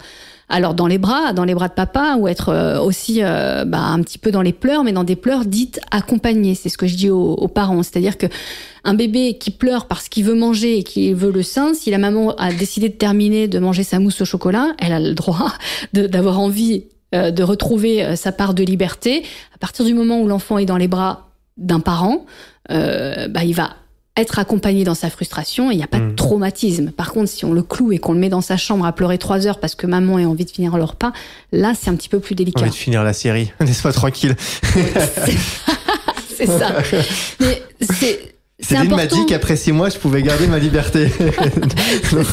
À moi, bon, tu vas apprendre à jeûner. Hein. Arriver à se détacher petit à petit. Et aussi à apprendre à l'enfant à accueillir les premières frustrations. Ok, donc ça c'est important. C'est au délire de 0 à 6 mois, c'est à la demande. Intensif, et c'est obligé, on est obligé de passer par là. Après, à partir de 6 mois, on peut commencer à faire attendre. Ouais. Dans la lumière du possible, pas non plus des heures, mais ça peut être quelques minutes. À être sur une demande différée. Une demande différée. Et après, peut-être à partir d'1 an, ça va être encore un peu plus... Évidemment. Et ainsi de suite. Le lait maternel, la production, c'est à peu près 800 ml de lait sur les 6 premiers mois pour un allaitement maternel exclusif. Après 6 mois, ça descend à 600 ml, puisqu'il y a à peu près 200 ml, 200 grammes d'apport par une nourriture. Et à partir d'1 an, ça descend à 400 ml. Donc on voit bien que tout l'enjeu de la diversification alimentaire pousse l'enfant, quoi qu'il en soit, à aller vers une autonomie. Le lait maternel, il est indispensable et il couvre tous les besoins jusqu'à l'âge de 6 mois. Et à partir de 6 mois, il ne va plus couvrir entièrement les besoins en protéines, en fer, en vitamines B6, B9 et B12 pour que l'enfant soit stimulé à aller chercher ailleurs sa nourriture. Pour qu'il soit pas à 18 ans en train de se dire mais en fait j'ai tout ce qu'il faut dans le sein de ma mère, je continue. Ce que j'allais te dire, c'est qu'au bout d'un moment, ça crée pas forcément une forte dépendance à ça. Par exemple, quand tu m'avais dit 7 ans, mais je me suis dit, j'ai compris qu'il y avait une diversification alimentaire, qu'ils pouvaient manger autre chose et que c'est juste une question de croissance hormonale. Mais ça crée pas une dépendance parce que 7 ans, c'est quand même un certain âge. Ça donne pas aussi à l'enfant après d'être, je sais pas, d'envie de rester avec le sein et de créer une dépendance par rapport à ça. Au contraire. Okay. À partir du moment où l'enfant va être assouvi dans ses besoins fondamentaux, il saura se rendre beaucoup plus rapidement autonome. Okay. Un enfant qui est en carence, c'est un enfant qui cherchera toujours à combler les carences. Un enfant qui n'a pas de carence, il va très vite aller vers une autonomie. Ok. Ouais, ça rejoint ce que tu dis, c'est créer beaucoup de proximité et cette proximité va créer l'autonomie par la suite. Et accepter cette proximité, parce que la société aujourd'hui nous demande d'être très vite opérationnel, reprendre très vite le travail et est-ce qu'il fait ses nuits, est-ce qu'il mange bien, est-ce que vous arrivez à le poser, tu l'as toujours dans les bras, c'est pas normal, et il fait pas encore ses nuits, il a que 3 mois, il a déjà 3 mois. On est dans une ambivalence du jugement, du regard de l'autre. Complètement. Alors, comment on fait pour gérer ça aujourd'hui? Enfin, une femme, comment elle fait? C'est un travail, j'imagine, personnel assez important, mais... C'est un travail personnel, comme tu dis, important. Et moi, souvent, je dis aux mamans et aux parents, c'est le début du rôle de parent. Parce que ça va avec l'allaitement, après ça sera sur la diversification, après ça sera sur « Ah, mais t'as choisi cette école et pas l'autre. Ah, mais tu l'as mis en crèche, c'est pas chez la nounou. Ah, mais tu lui as pas acheté les baskets à la mode, et toi, tu lui as acheté cette couleur-là de vêtements, et tu l'as pas mis au cheval, et tu l'as mis à la musique. » Enfin, c'est comme ça qu'on devient parent. C'est ça, ok. C'est assumer ses choix et faire ses propres choix et ne pas faire le choix parce que la blouse blanche a dit ou la blouse bleue ou la blouse rose que c'était bien pour mon enfant. Qu'est-ce que moi je veux pour mon enfant? Qu'est-ce que je sais et où je vais chercher l'information? Donc c'est faire un choix en conscience et s'éduquer. Tu voulais dire un truc? Je voulais dire, quand t'as mal à une dent, tu vas chez un dentiste. Ouais. Quand t'as un problème d'allaitement ou quand t'as besoin d'informations sur l'allaitement, tu vas voir un spécialiste de l'allaitement. Ok. C'est pareil. Il semble logique quand tu le dis en fait. Mais c'est vrai qu'on y pense. Mais il y a 3 semaines, je pense que consultante en lactation IBCLC. Non, j'arrive même maintenant, j'arrive pas à le prononcer. bon, bref, consultante en lactation, c'est très bien. Mais avoir conscience de ça et ouais, c'est fou parce que quand j'entends un peu les conversations, etc., je vois vraiment, enfin, j'entends pas parler de tout ça, de toutes ces aides et personnes qui peuvent aider, et j'ai beaucoup l'impression que c'est un fardeau d'allaiter et qu'il y a beaucoup aussi le regard des gens. C'est très compliqué au final, et c'est peut-être pour ça aussi qu'il y a des statistiques qui sont aussi basses et que les femmes arrêtent au fur et à mesure. Ce qui est compliqué, c'est ce qu'on pense et ce qui se passe dans la réalité. Entre ce qu'on pense et ce qu'on nous dit de faire et la réalité, il y a un fossé énorme. Et en ça, c'est compliqué pour les mamans de se retrouver. Quand elles viennent en consultation prénatale, que je leur explique tout ça, en général, elles m'envoient juste un texto avec une belle photo de bébé pour me dire super, tout va bien et ça se passe bien. Parce qu'elle va à sa physiologie, parce qu'elle va comprendre qu'il y a un besoin que l'enfant soit pas à dormir dans son berceau, mais qu'il soit à la bonne adresse, c'est-à-dire sur le corps maternel, la graisse de la joue sur la graisse du sein. La continuité du cordon ombilical où l'enfant mange en goutte à goutte, c'est exactement la même chose qui se produit par le lait maternel.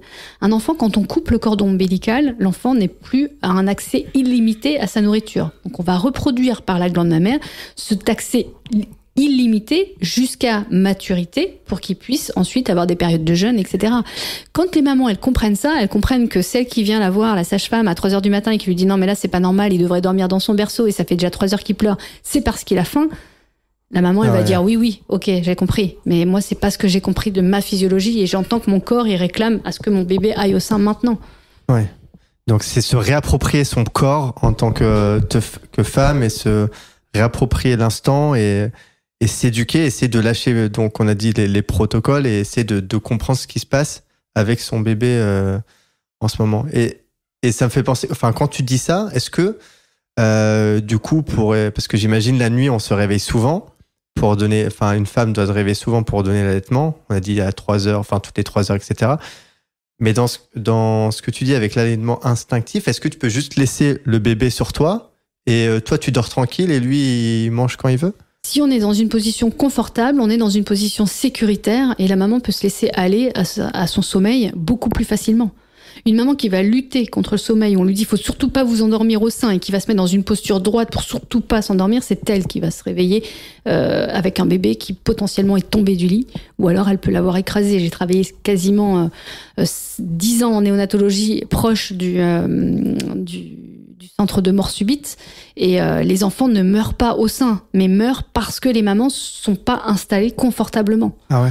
Et donc, elle lutte contre le sommeil parce qu'il faut surtout pas s'endormir avec le bébé au sein et c'est comme ça que les drames arrivent. Si on est confortable, on bougera pas de la position. Et donc, on a peu de risque d'étouffer son bébé au sein. Alors, ça veut pas dire qu'il faut le faire, mais ça veut dire que c'est plus facile et c'est plus aisé de trouver une position confortable qui va pouvoir permettre une sécurité pour les deux. Ok, donc toute la clé de cet allaitement, c'est arriver à trouver une position qui est confortable et de se laisser aller. Et finalement, il n'y a pas une seule position. C'est vraiment, ça peut être n'importe quoi tant que c'est confortable pour toi. C'est ça. En tant que mère. C'est ça. À partir du moment où tu prends soin de ton corps, l'allaitement ne devient pas compliqué, pas difficile. Parce que tu te respectes toi dans ce que tu es. Et donc, l'enfant s'adaptera à ta morphologie maternelle. Ok. Est-ce que chaque bébé de cours a une façon de procéder différente? Évidemment. Tu peux pas appliquer la même... Ok. Évidemment. Chaque bébé est différent, le poids du bébé va rentrer en compte, la succion du bébé, l'appétit du bébé, chaque grossesse est différente, chaque lactation est différente. On sait également qu'une maman qui a un premier bébé va avoir moins de lait que si elle en a un deuxième ou un troisième, c'est-à-dire qu'il y a une mémoire cellulaire au niveau des lactocytes, des cellules lactantes, qui va faire que, ok, il faut produire, du coup elles se produisent, elles se multiplient davantage, et à chaque fois qu'on a des bébés, on a plus de lait, donc une capacité d'allaiter encore plus facile. Ok, d'accord. En termes de production. Et du coup, qu'est-ce qui rassure les mères par rapport à leur capacité à allaiter correctement? Donc c'est plus se fier au protocole, mais donc c'est se fier à une personne comme toi. Mais il y a des signes qui montrent, il faut vérifier le poids, voir comment on peut savoir si on fait bien le job en tant que femme qui allaite? Surtout pas le poids. Ah, surtout pas le poids? Ah oui, d'accord, ok. Ça fait plus de 5 ans que je travaille sans balance maintenant. Ok. Parce qu'en fait, le poids, c'est encore une méthode de contrôle. Ok. Donc ça veut dire quoi? Que la maman, il faut qu'elle aille en pharmacie louer une balance pour être sûre que tous les jours son enfant grossit et donc que son allaitement se passe bien? Impossible, pour moi. Oui, oui. Donc on va savoir, on fait un bilan entrée, sortie. C'est-à-dire, en fonction des entrées, il va y avoir une sortie. Est-ce qu'il fait bien pipi? Est-ce qu'il fait bien caca? Est-ce que les selles sont bien jaunes d'or, un peu granuleuses, qui est la base et la norme de l'allaitement maternel? Si on est dans ce contexte-là, peu importe s'il prend 10 grammes, 15 grammes, 30 grammes par jour, l'allaitement tout seul va se réguler et notre bébé, évidemment, va prendre du poids. Quand les mamans, elles me disent, je pense qu'il a grossi parce qu'il est passé du pyjama naissance au pyjama 1 mois ou 3 mois. C'est la vraie balance, c'est la maman, comment elle ressent son bébé. Je sens qu'il a des bonnes joues, vous avez raison de pas avoir de balance parce que je sens qu'il a grossi. Puis les couches, elles sont bien pleines, il fait bien pipi en ce moment, donc c'est-à-dire qu'il y a matière à digérer. Ouais, ça me fait penser à ce que disait Alexandra dans le podcast, c'est reprendre son pouvoir. Pouvoir de mère, ouais, empowerment, ouais. Exactement. C'est ça, ouais. En Angleterre, les bébés sont pesés à la naissance et à 1 mois. En France, on les pèse tous les jours jusqu'à la sortie de la maternité et au minimum 1 à 2 fois par semaine. Le stress de la balance, les mamans souvent me disent j'ai rendez-vous avec la sage-femme ou j'ai rendez-vous avec le pédiatre pour la peser, j'espère qu'il a grossi. Et moi je leur dis mais on s'en fiche. Est-ce qu'il fait bien pipi? Est-ce qu'il fait bien caca? Oui mais bon, c'est écrit sur le carnet de santé que l'enfant doit prendre 30 grammes. Mais s'il en prend 25,7, on fait quoi? Ah ouais. Ah, je peux comprendre cette sensation de vous. Surtout quand c'est tout nouveau en fait. Parce que j'imagine une fois que t'as compris ça, après c'est entre guillemets c'est de la rigolade pour la suite. Généralement les femmes qui allaitent pour un, ils vont allaiter pour tous les autres. Enfin de la même façon. Ça dépend comment ça s'est passé. Si le premier allaitement s'est mal passé et qu'au bout d'1 mois elle avait des crevasses, elle avait mal et qu'il y avait une baisse de la lactation et que le bébé a perdu du poids et qu'elle est obligée de mettre des compléments, elle a plus confiance en elle, plus confiance en son lait, plus confiance en son allaitement. Et c'est des mamans qui parfois sur un deuxième n'allaitent pas et reviennent potentiellement me voir sur un troisième en disant bon voilà où j'en suis, j'aimerais bien, j'ai réfléchi et finalement j'aimerais bien allaiter mais j'aimerais bien être accompagnée surtout. Okay. Elles n'ont pas besoin d'être accompagnées à la base si elles ont ces informations-là. Mais aujourd'hui, les sages-femmes, elles n'ont pas le temps dans les préparations à la naissance, elles n'ont pas non plus forcément ces connaissances-là spécifiques si elles vont pas chercher à se former spécifiquement pour pouvoir accompagner les femmes. Donc elles arrivent vraiment dans l'arène de la maternité avec des mauvaises informations. Un bébé qui perd du poids, madame, c'est votre allaitement, direct. Évidemment que c'est l'allaitement, mais pourquoi l'allaitement il fonctionne pas? Et souvent ça, elles ne savent pas y répondre. Et la réponse la plus facile aujourd'hui, c'est prenez un biberon, il va grossir. Donc si l'enfant prend un biberon et qu'il va grossir, ça veut dire que je suis pas une bonne mère aussi derrière. Moi, j'ai des mamans qui viennent 1 mois et demi après en me disant est-ce que je peux reprendre l'allaitement parce qu'on m'a dit que mon allaitement était pas bon, que mon lait était pas suffisamment nourrissant. Ça, c'est jamais possible. On peut pas dire à une maman votre liquide amniotique est pas suffisant, c'est pas possible. Ou alors il y a des pathologies spécifiques avec des surveillances spécifiques, mais la normalité, la globalité, évidemment notre lait est toujours adapté. J'ai fait de l'humanitaire, j'ai travaillé au Bénin. Les mamans elles sont dénutries, elles auront toujours un lait de qualité. C'est-à-dire qu'elles vont puiser dans leurs réserves, elles vont puiser dans leur calcium. Les os vont se fragiliser chez la mère pour la vie au bébé, quoi. Voilà, l'enfant va tout prendre à la mère pour pouvoir lui grandir et la maman va se dénutrir. Donc on peut pas dire en France sur une maman lambda qui est pas dénutrie que son lait n'est pas de bonne qualité ne suffira pas pour allaiter. C'est très culpabilisant ça. Ouais. Cette notion de culpabilité, elle revient assez souvent. Énorme. Ouais. C'est de la faute de votre lait, c'est de la faute de votre allaitement, c'est votre sein qui est pas de la bonne taille, c'est votre téton qui est trop rentré, c'est... En fait, peu importe la morphologie, peu importe la femme, elle est capable d'allaiter, quoi. Bien sûr, à partir du moment où elle est confortable, elle va trouver la position qui va faire qu'avec un petit sein ou avec un gros sein, on va arriver à allaiter. C'est pas le problème. Et c'est pas parce qu'on a un gros sein qu'on a une glande mammaire qui est grosse. On peut avoir un gros sein avec beaucoup de cellules adipeuses, donc avec beaucoup de gras et une glande mammaire qui s'est peu développée à l'intérieur. Et on peut avoir des tout petits seins et avoir une glande mammaire extraordinaire pour allaiter tous les bébés de la maternité. C'est possible aussi. Ouais. Donc il y a pas de limite et de croyance vis-à-vis de ça. Ok. Que des mythes. Ça remet les pendules à l'heure. Ok. On entend les enfants à côté. On est dedans. On est dans le cœur du sujet. On est dedans. Je voulais te poser une question par rapport à ce que tu me dis, mais du coup ça m'a perturbé, mais c'est pas grave. Tu as parlé à un moment de quand on a des problèmes de style crevasse. Est-ce que on peut, il y a des moyens de gérer ça et de pouvoir ensuite revenir à un allaitement? Est-ce que c'est définitif? Est-ce qu'on peut plus C'est jamais irréversible. Il y a deux possibilités. Soit c'est un problème chez l'enfant, donc un problème de positionnement de la bouche du bébé, un problème de succion, comme on expliquait tout à l'heure, une naissance violente avec un instrument, ventouse ou forceps, un bébé qui a été étiré, donc il peut avoir des problèmes musculaires ou avoir des tensions cervicales, par exemple, avec un bébé qui pince énormément, donc qui va créer la crevasse. Donc c'est pas l'allaitement le problème, d'accord? On va soigner, on va emmener le bébé avec un ostéopathe ou un chiropracteur pour essayer de limiter et d'enlever ces fameuses tensions-là. Ou alors, ça peut être le positionnement de la maman. Une maman qui est un petit peu trop droite, par exemple, ou un bébé qui est mal positionné sur le corps de la mère, qui fait que l'enfant est pas stable, avec des appuis pieds et mains, et un enfant qui va s'accrocher au sein comme il s'accrocherait à une branche pour pas tomber, et il va pincer fort, et la crevasse vient s'installer. Donc, voir comment la maman est installée, voir comment le bébé y tète, observer une succion. Et une fois que la crevasse, malheureusement, elle a été mise en place, il y a plein de moyens, justement, déjà de repositionner la maman dans un confort, faire suivre un bébé, éventuellement par un professionnel qualifié pour pouvoir limiter les tensions, et la crevasse va se guérir. Ok. Donc, c'est vraiment faire attention à l'environnement. Je m'excuse, c'est pas remettre tout de suite la faute à l'allaitement. Ok. Donc, regarder son environnement et consulter quelqu'un qui peut nous aider dans cette démarche d'allaitement et de reprendre confiance en soi, etc. J'ai retrouvé ma question, justement, c'était par rapport comment on se positionne du coup avec au niveau de la culpabilité, en tant que femme face à une sage-femme qui va nous donner conseil ou à qui on va devoir rendre des comptes. Est-ce qu'il faut l'envoyer bouler? Est-ce qu'il faut lui expliquer notre démarche, qu'on veut plus être dans ce cadre-là? Il n'y a pas de... C'est une bonne question parce que c'est personnel dépendant et c'est maman dépendante. J'ai envie de dire, ça dépend aussi de l'état émotionnel dans lequel est la maman. Ça dépend de l'état émotionnel dans lequel est le professionnel de santé. Parfois, il y a certaines professionnelles qui sont ouvertes à l'information et à la nouvelle connaissance. Et il y en a d'autres pour lesquelles c'est pas le cas. Donc ça sert à rien. Et souvent, je dis aux mamans, ça sert à rien de s'égosiller et à chercher à vouloir absolument leur donner raison parce qu'elles restent des professionnels diplômés. Et pour certaines, c'est compliqué de recevoir des connaissances par une personne qui n'est pas qualifiée et spécialisée.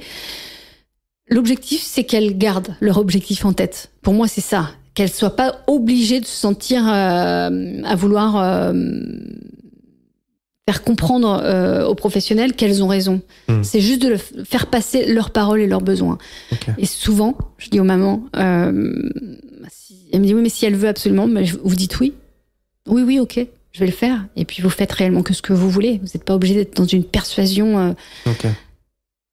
Dire oui, comme tu fais là. Oui. Non, okay. Ouais. Et dans ta tête, tu es en train de programmer autre chose. Ok. Ouais. Ça sert à rien de rentrer dans la confrontation. Absolument pas. Si ce n'est perdre encore plus de l'ocytocine et donc perdre des capacités de pouvoir poursuivre l'allaitement. Ok. Bah écoute, très clair tout ça. Je pensais avoir une vision globale de. Ouais, je t'ai posé un peu pas mal de questions, mais parce que c'est vrai que dans ma tête ça fuse, et après ça fait des connexions, et comme c'est un truc que je découvre, te dis. Et du coup, la place de l'homme par rapport à l'allaitement, donc j'ai bien compris qu'il est là pour favoriser le contexte bienveillant et pour avoir beaucoup plus de provoquer le confort, aider dans le confort de la femme. Et par contre, dans la prise de décision de l'allaitement, pour moi, c'est à la femme de décider si oui ou non elle veut allaiter, mais tu m'as dit que c'est aussi c'est une décision à deux. En quoi l'homme a son rôle à jouer, vu que c'est pas lui qui fait le job, à sa légitimité de dire oui ou non. C'est lui qui va faire le job à moitié. C'est-à-dire que la maman, elle va faire la pratique et lui, il va faire toute la théorie. Quand je dis la théorie, c'est-à-dire qu'il va l'accompagner quand elle a mal, quand elle n'est pas confortable, quand elle n'a pas pris le temps de s'installer confortablement, quand elle a des douleurs, quand elle pleure. Si on a un papa bienveillant qui est prêt à l'accompagner, qui a compris les enjeux de l'allaitement maternel à la fois pour son enfant et à la fois pour la mère, il va l'accompagner dans toutes ses prises de décision. Un papa qui est pas pour l'allaitement maternel ou qui n'a pas ces informations-là et qui va préférer lui donner un biberon de lait artificiel, à la moindre difficulté, la maman va arrêter. Parce qu'elle veut pas le conflit, parce que le papa peut pas comprendre et que donc du coup elle se retrouve seule dans ses choix et dans ses décisions. Un papa comme toi, futur papa, qui a compris les enjeux de l'allaitement, tu vas pas accompagner ta femme de la même manière, ou le jour où il y a une sage-femme qui potentiellement un jour lui dira faut arrêter l'allaitement parce que votre enfant perd du poids à cause de votre allaitement. Vous allez dire attendez, c'est pas ce que Céline m'a dit. Du coup tu vas te positionner et tu vas venir protéger ton bébé et protéger ta femme sur tout justement cet environnement-là qui peut être polluant. Ok, ouais. Et puis tu vas pouvoir aussi t'entourer des bonnes personnes qui vont te conseiller. C'est vous qui allez courir à la pharmacie, chercher le bout de sein transitairement en silicone s'il y a besoin. C'est vous qui allez consulter. De plus en plus, c'est les papas qui m'appellent maintenant en disant ma femme, elle va pas bien et je veux qu'elle prenne rendez-vous avec vous. Parce que le père, il a compris l'enjeu et il cherche à la place de la maman qui est perdue dans ses émotions et dans sa fatigue, qui va pas avoir le temps d'aller chercher sur la liste une consultante en lactation dans la région, par exemple. Et moi, quand les papas m'appellent, j'adore. Et quand ils me disent est-ce qu'on peut venir à la consultation, mais c'est encore mieux parce que deux paires d'oreilles et d'yeux qui viennent observer comment bien se positionner, comment sa femme est confortable. Souvent les papas me disent mais je l'ai jamais vu comme ça. Et la mère elle a le smile, elle sourit. Moi je sens l'ocytocine qui monte, le papa qui est super content. Ah je peux prendre des photos. Et pour moi c'est gagné. J'ai quasiment rien fait, mais je les ai simplement remis au centre des émotions et de leur recréer leur bulle de confort. Ouais. Ok. Si j'ai pas le papa, c'est plus compliqué. Ouais. Et si le papa il travaille et qu'il est à l'étranger, etc., c'est des allaitements qui sont beaucoup plus compliqués. Ouais, parce que la femme ne peut pas porter tout complètement, quoi, émotionnellement, physiquement. Émotionnellement, physiquement, sociétalement, éducationnellement, c'est très lourd. C'est très intéressant. Je pense qu'on a fait un bon petit tour. Je fais un peu dans tous les sens. Est-ce qu'il y a des choses dont j'ai oublié de parler ou que c'est super important ou des choses qui te viennent en tête par rapport à l'allaitement? Je pense qu'on a vraiment, pour moi, exprimé, en tout cas j'ai pu exprimer, je te remercie, vraiment ce qui est le cœur de mon travail et de mon accompagnement. C'est vraiment de redonner aux mères leur place dans leur choix et de mettre le confort de cette nouvelle famille, de ce nouveau rôle, de ce nouveau job face à un bébé aussi qui pleure, face à un bébé qui a des besoins pour lesquels on a du mal des fois à comprendre les besoins primaires d'un enfant et souvent le sein est la réponse à tout. La chose que je pourrais te dire pour finaliser, c'est qu'un bébé qui est au sein, c'est 80% du temps affectif et que 20% nutritif. Ok. Donc ça veut dire que 80% du temps où l'enfant est au sein, c'est pour calmer des douleurs, c'est pour avoir du réconfort, de la sécurité, la chaleur, réentendre le bruit du battement du cœur de sa maman, entendre la voix de sa maman. Et c'est pas que pour se nourrir. Ok. Ouais, c'est très intéressant ce que tu dis et je pense que c'est bien de le préciser, de le préciser et aussi ça va permettre de mettre les choses en perspective aussi, de mettre du sens aussi dans ce que l'on fait. Du coup, pour récapituler le biological nurturing, c'est l'allaitement instinctif, c'est trouver la position confort pour la femme. En tout cas, déjà de manière générale, c'est se réapproprier son corps et se réapproprier la relation qu'elle a avec son enfant, espèce d'être dans une petite bulle où elle va pouvoir le comprendre, et elle va pouvoir créer un lien qui est fort avec ce bébé, et puis ensuite de trouver la position qui lui est confortable, peu importe si elle veut être le rugby, si elle veut être peut-être Non, pas la tête en bas, j'allais dire la tête en bas. Mais ça peut arriver que des fois, on dit 360 autour du sein, donc il peut très bien le bambin, bien sûr, les plus grands, il y a pas de. Mais la tête, elle va vers le bas, non? C'est pas dangereux avec le. Non? La maman elle va être assise un peu inclinée, elle va jamais être droite. Donc, oui. Mais tout est possible à partir du moment où c'est confortable pour les deux. Ok. Et ça, on voit que c'est confortable pour l'enfant parce qu'il bronche pas, il bouge. Enfin, okay. Exactement. Et la mère, elle sourit. Ok. Ou en tout cas, elle est bien. Et c'est pas vraiment qu'une histoire de position, c'est vraiment rendre actrice la maman de son alimentation pour son bébé et la rendre actrice de son allaitement. Moi, c'est vraiment redonner le pouvoir à la mère de pouvoir savoir elle-même si son enfant est bien confortable, si elle est bien, et si pour elle entend bien son enfant déglutir et si le transfert de lait se fait correctement. Il n'y a que elle qui va pouvoir le savoir. Et moi, ce que je veux à la fin de mes consultations, c'est que la mère soit en capacité de pouvoir retrouver son pouvoir.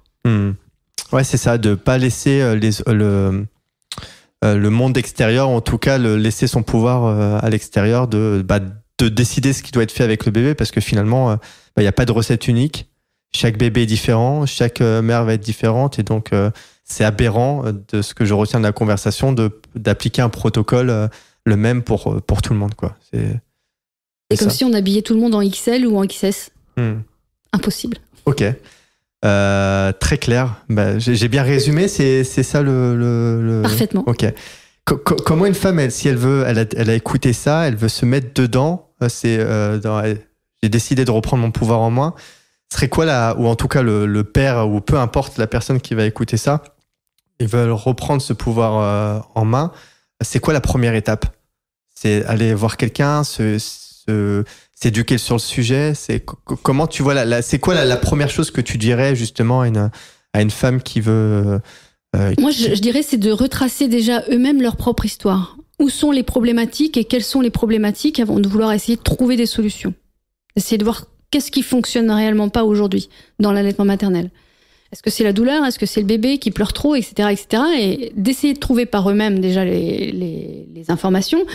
Moi, je suis pas que contre, mais il y a des super blogs qui sont bien faits, il y a des super réseaux Instagram, etc., qui sont vraiment chouettes, et je les invite à aller lire les podcasts. Et sinon, évidemment, comme je te disais tout à l'heure, quand on a mal aux dents, on va voir un dentiste, aller voir des professionnels spécialisés, consultantes en lactation IBCLC, un DU de lactation humaine, ou des gens qui sont vraiment spécialisés quand on est dans cette démarche-là.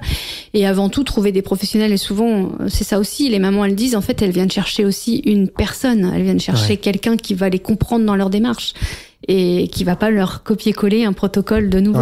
Ouais, c'est un ressenti. Est-ce que la femme, en tout cas la personne, doit être aussi certifiée biological nurturing, ce que toi tu es, ou c'est vraiment le plus important, c'est consultante en lactation, et elle a les compétences d'appliquer tout ce que tu viens de raconter? Pour moi, biological nurturing, c'est vraiment la cerise sur le gâteau. Okay. Mais si elle est déjà consultante en lactation, normalement, elle a déjà toutes ces bases-là. Déjà, on a déjà toutes ces bases-là. Ok, c'est bon à savoir. Ok, cool. Là, on a fait vraiment faire un bon petit tour. Je pense que là, je vais pas dire que je suis un expert sur le sujet, mais je vois déjà les choses beaucoup plus clairement. Donc, merci beaucoup pour toutes ces informations-là. J'espère que ça va aussi donner des tips, des pistes aux personnes qui nous écoutent, en tout cas de susciter la curiosité pour aller creuser davantage le sujet, de se renseigner dessus. Avant de passer aux questions annexes, je sais que tu redoutes ça. T'inquiète pas. Non, vraiment, te prends pas la tête. Est-ce que tu as des ressources à conseiller? Alors, il y a le site des consultantes en lactation qui est répertorié. Okay. Vous tapez IBCLC région et vous allez tomber dessus. Donc, vous en avez forcément une maintenant dans votre région. Après, il y a tout ce qui est la COFAM. La COFAM, c'est une coordination. Ah, COFAM, C-O-FAM. C-O-F-A-M. Ok. Il y a la Leche League, qu'on ne cite plus, où il y a plein de très très bons articles dessus, notamment sur tout ce qui est pathologie du sein, la mycose, etc. Il y a l'ILPA, qui est aussi sur Lyon, par exemple, qui est une belle ressource et une belle association. Sur Nice, il y a Rivière Allaitement, qui est super bien aussi en termes de ressources, où il y a toutes les professionnels de santé en lien avec l'allaitement maternel qui sont très spécialisés. J'en oublie, évidemment, il y en a plein, mais COFAM, Leche League, déjà, c'est des pour moi D'accord. des Moi, je prendrai grandes les références, ressources. comme ça, je les mettrai dans la description. Et puis, pour un bouquin, bon, le tien, quand tu te lanceras dedans. Mais en attendant, est-ce qu'il y a un bon bouquin que tu recommandes sur le sujet? Il y a le Biological Nurturing de Suzanne Colson. De Suzanne Colson, qui vient d'être réédité là sur la deuxième partie, qui est excellent. Il y a l'allaitement très illustré. C'est un genre de BD qu'on peut emmener à la maternité qui est super intéressant. Il y a l'allaitement malin de Véronique Darmanjard et le tout petit dernier qui vient de sortir, j'ai plus le titre en tête, de Carole Hervé, qui est également très bien. Donc tout ça, ça rentre dans cet état d'esprit de tout ce que tu viens de raconter. Bien sûr. Ok. Donc c'est très important pour une femme de s'éduquer dessus, en tout cas au couple de s'éduquer. Okay. Et puis honnêtement, aujourd'hui, ce qui fonctionne super bien, c'est les podcasts. Et là, j'ai vraiment envie de citer Milk Shaker, Charlotte, qui est ostéopathe. Milk Shaker. Ah, Milk genre shaker de lait, quoi. Ouais, okay. Shaker de lait. Okay. Et elle a plein de podcasts, ce n'est que sur l'allaitement maternel. Moi, j'ai fait 3 podcasts, un sur le prématuré, un sur le sevrage et un sur l'engorgement. Okay.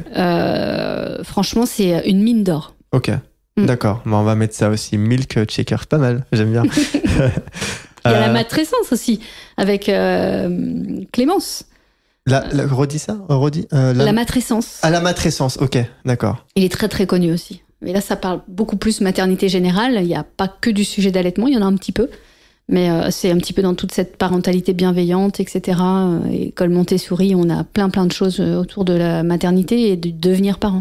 Il y a du taf. Il y a du taf. Il y a du taf. Bon, heureusement, il y a des personnes comme toi qui peuvent aider à réaliser ce taf et accompagner les femmes. Merci. Est-ce que tu es prête, Céline? Je suis prête. Attention, tu vas voir, ça vole très très haut. Non, pas le méchant. Enfin, un petit peu. Non, je rigole. L'objectif, c'est de nous mettre mal à l'aise? Non, pas du tout. Non, pas du tout. Tu verras, c'est vraiment, c'est quelque chose que je trouve fun et ça permet un peu de déconnecter du sujet. Comment tu te décrirais en un mot? Fun. Fun? Ok. Ouais, fun. Très bien. Qu'est-ce qui te fait sourire au quotidien, Céline?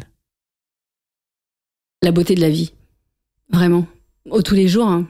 Le soleil qui se lève, j'ai l'avantage d'être dans une région où le soleil est avec moi et je crois que c'est ça, c'est ce que je disais ce matin, c'est assez drôle, mais c'est tous les petits bonheurs de la vie, parce que quand on les regarde bien, ils sont toujours là et tous les jours il y en a. Ouais. C'est important on parlait tout à l'heure des lunettes, pas mettre des lunettes roses, mais en tout cas d'essayer de voir le positif dans le quotidien. Ok. Qu'est-ce que tu crois vrai que beaucoup de personnes pensent fausse?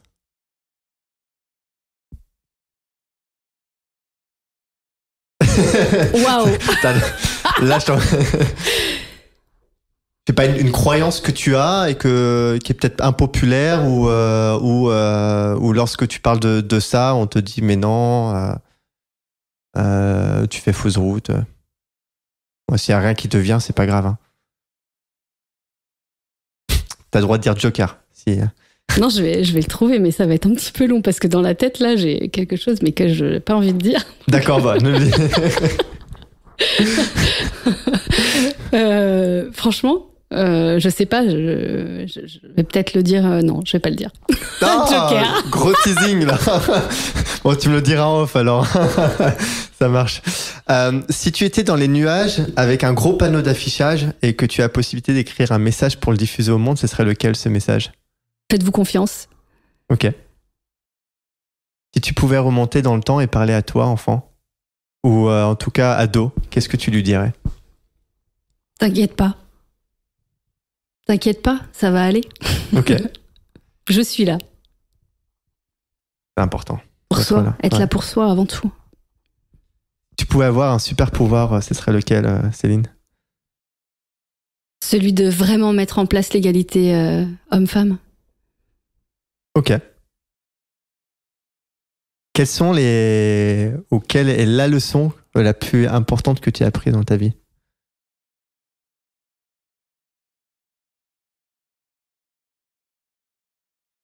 Ou quelque chose que tu te dis souvent? Que rien n'est jamais acquis et que il faut savoir profiter de ce que l'on a.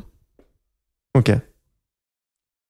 Si tu avais l'opportunité de prendre un café avec un personnage historique ou une personne importante pour toi, Qui choisirais-tu et pourquoi? Simone Veil.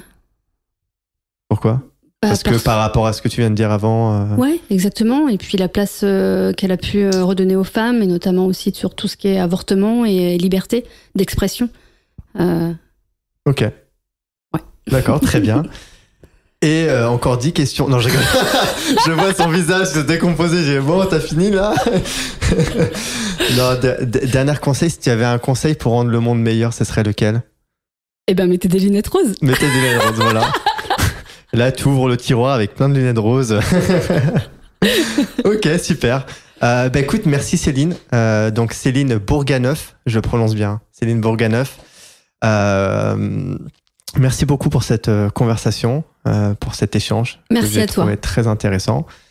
J'espère que tu as pris plaisir à le faire, surtout pour cette première en présentiel pour toi.